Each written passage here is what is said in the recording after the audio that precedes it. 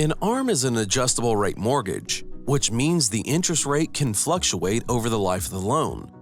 The starting rate is commonly referred to as the teaser rate and is typically lower than a fixed-rate mortgage, which can make it a great option for some borrowers.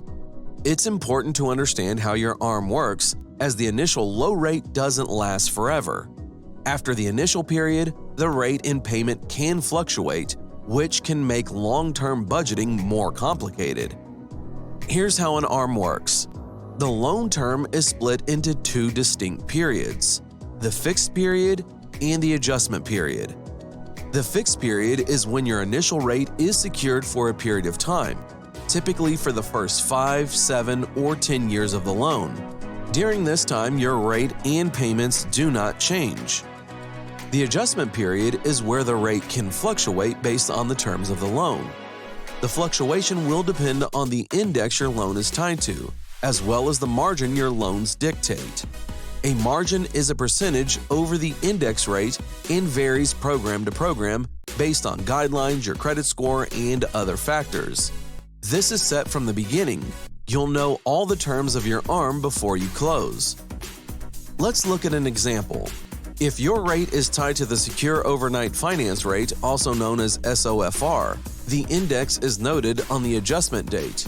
Let's say the index is 2.08% on that day. Then your margin is added. For our example, we'll use 3% to make a note rate for that adjustment period of 5.08%. Your payment will change to reflect that rate and will stay fixed until the next adjustment period.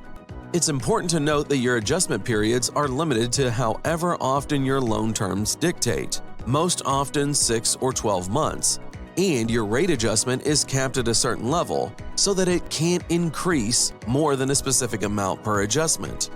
This keeps the rate and payment fluctuation more manageable.